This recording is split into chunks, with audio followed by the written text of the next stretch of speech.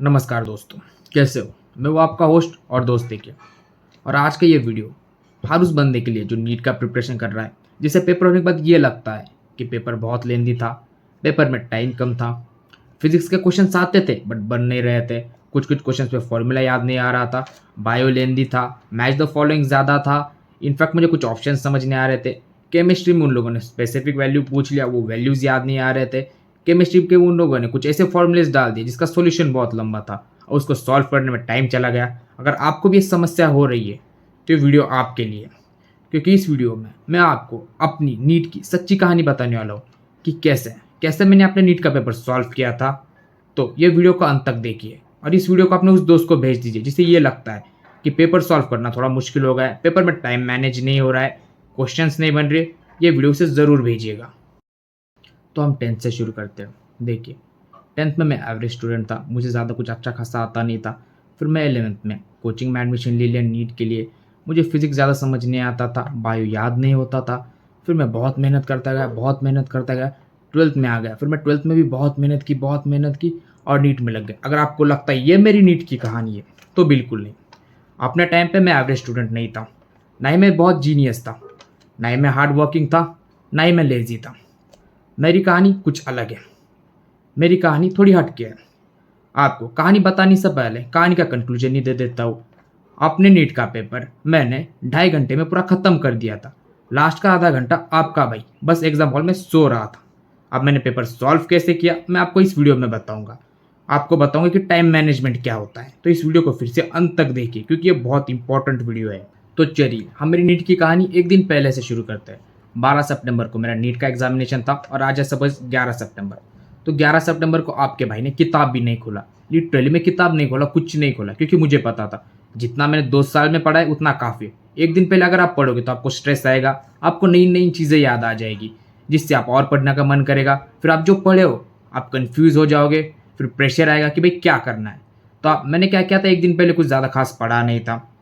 फिर जैसे अपना 12 सितंबर आ गया, सवेरे सवेरे में थोड़ा नाश्ता कर लिया, एग्ज़ाम हॉल में पहुंच गया। मैं एग्ज़ाम हॉल में आधा घंटा से 45 मिनट्स तक मतलब एग्ज़ाम के 45 मिनट्स पहले पहुंच गया था। अब एग्ज़ाम हॉल में बैठ गया।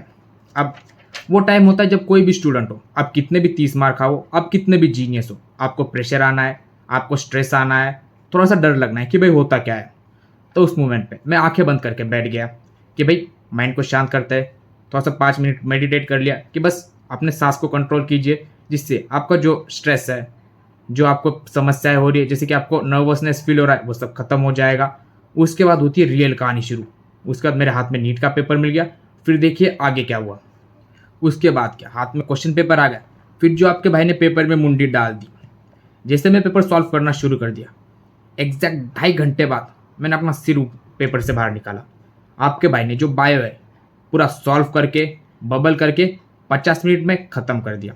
उसके बाद आपके भाई ने जो केमिस्ट्री है उसको 55 मिनट्स में सॉल्व करके, बबल करके ख़त्म कर दिया। और फर्स्ट टाइम ऐसा हुआ है, मेरे हिसाब से फर्स्ट टाइम ऐसा हुआ है कि फिजिक्स के जितने क्वेश्चन वो फर्स्ट अटेम्प्ट में मुझसे निकल गए। इनफैक्ट मैं 45 मिनट्स में पूरा फिजिक्स सॉल्व करके बबल कर दिया। आप सोचेगा अब इसमें कौन सी बड़ी बात है, तो आपको बता दूं, मेरे टाइम पे जो नीट का एग्जामिनेशन था उसका पैटर्न चेंज हो गया था। 180 क्वेश्चन से वो 200 क्वेश्चन हो गए थे और टाइम लिमिट बस 3 आवर्स थी। मतलब 200 क्वेश्चन 3 घंटे में, 200 क्वेश्चन 180 मिनट में। एक क्वेश्चन 1 मिनट का टाइम नहीं था यहाँ पे, और आपके भाई ने पूरे 200 के 200 क्वेश्चन सॉल्व किए थे। तो ये देखिए, इसे कहते हैं टाइम मैनेजमेंट। एग्जाम में आपको स्ट्रेस नहीं आना है, आपको जो क्वेश्चन बन नहीं रहा है उसे वहीं पे छोड़ देना है। आपको ज़्यादा सोचना नहीं है कि यार ये क्वेश्चन आ नहीं रहा है तो आप उसको सॉल्व करने लगे वहाँ पे, वो आपका टाइम खाएगा। केमिस्ट्री के कुछ क्वेश्चन ऐसे थे जिसमें हम प्लैंक्स कांस्टेंट यूज़ करना था, एवोगाड्रोस नंबर यूज़ करना था। तो उसमें आपको पूरा सॉल्व करने की जगह एक रफ आइडिया होती है कि इसको सॉल्व करके आंसर क्या आएगा, आपको उस तरीके से सॉल्व करना होता है। ये होगा आपका टाइम मैनेजमेंट। और आपको पेपर कैसे सॉल्व करना होता है। इस तरीके से मेरी नीट की कहानी थी। फिर उसके बाद क्या हुआ, पेपर ख़त्म हो गया, एग्जामिनेशन ख़त्म, मैं एग्ज़ाम हॉल के बाहर आ गया। फिर मेरे पापा बाहर खड़े थे। अब मेरा कोई, मैं 4 या 5 नंबर के ब्लॉक में था, तो 1 और 2 नंबर के ब्लॉक के बच्चे मुझसे पहले बाहर आ गए। अब बाहर आने के बाद बच्चों को डिस्कशन होता है ना कि पेपर कैसा गया, आपने क्या किया। बच्चों वाज लाइक कि पेपर मुश्किल गया। कुछ बच्चे तो मैंने फिजिक्स के 15 क्वेश्चन छोड़ गए। अब मेरे पापा को लगा कि भाई सच में पेपर टफ है। फिर मैं बाहर आ गया एंड पापा वाज लाइक कि भाई पेपर कैसा था। एंड आई वाज लाइक कि आपके बेटे ने 2.5 घंटे में 2.5 आवर में पेपर ख़त्म कर दिया। पापा को अब स्ट्रेस आ गया कि भाई 2.5 घंटे में जो बच्चे बोल रहे कि 15 क्वेश्चन छोड़ दिए, तो 2.5 घंटे में इसने पेपर सॉल्व कैसे कर लिया। अब पापा को स्ट्रेस आ गया, फिर क्या करें, कहानी यहाँ पे ख़त्म। फिर उसके बाद क्या होता है, 1-1.5 महीने बाद रिजल्ट लग गया। आपके भाई का फर्स्ट अटैम्प्ट में KEM में सिलेक्शन हो गया। फर्स्ट राउंड में फर्स्ट लिस्ट में आपके भाई का नाम था। तो ये होता है टाइम मैनेजमेंट का तरीका कि आपको पेपर में टाइम कैसे मैनेज करना है। आप क्या करते हो, पेपर सॉल्व कर रहे हो, क्वेश्चन नहीं आ रहे, उन्हें छोड़ नहीं रहे, उनके ऊपर अटक गए।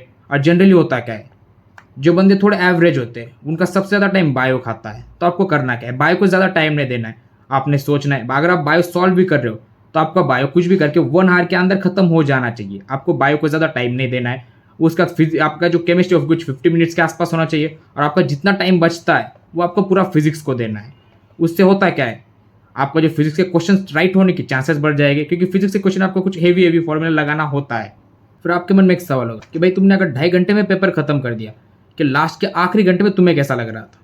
तो सच कहूँ, मैं बहुत नर्वस फील कर रहा था, क्योंकि मैं अपने आजू बाजू के बच्चे देख रहा था जो मन लगा कर सॉल्व कर रहे हैं। वो पूरा पसीना पसीना हो गया है, उनसे क्वेश्चंस नहीं बन रहे, उनको देख के लग रहा था। कुछ बच्चे स्ट्रेस में लग रहे थे, कुछ बच्चे का क्वेश्चन नहीं बन रहा था, वो बार बार सॉल्व कर रहे, फास्ट सॉल्व कर रहे। तब जाके मुझे डर लगने लगा कि भाई ये मैंने क्या कर दिया, 2.5 घंटे में पेपर खत्म कर दिया, अब दिक्कत हो गई। बट आपको पता है फिर उसके बाद क्या हुआ, वो स्टोरी आप पहले ही सुन चुके हो। तो ये थी मेरी नीट की कहानी। अगर आपको वीडियो पसंद आए तो वीडियो को लाइक कर दीजिए। आपके उनमें कोई सवाल होगा तो उसे कमेंट कर दीजिए। अगर आप नीट के स्टूडेंट हो तो आपको चैनल को सब्सक्राइब करना पड़ेगा, क्योंकि इस चैनल पर मैं आपको बहुत सारी टेक्निक बताने वाला हूँ जिससे आप अपना नीट ईजिली क्रैक कर सकते हो। आपको कुछ ऐसे स्टोरीज बताऊंगा, कुछ ऐसे फॉर्मूलाज बताऊंगा जो अपने टाइम पे मैं यूज़ किया करता था। तो सब्सक्राइब कर दीजिए। मिलते हैं अगले वीडियो में।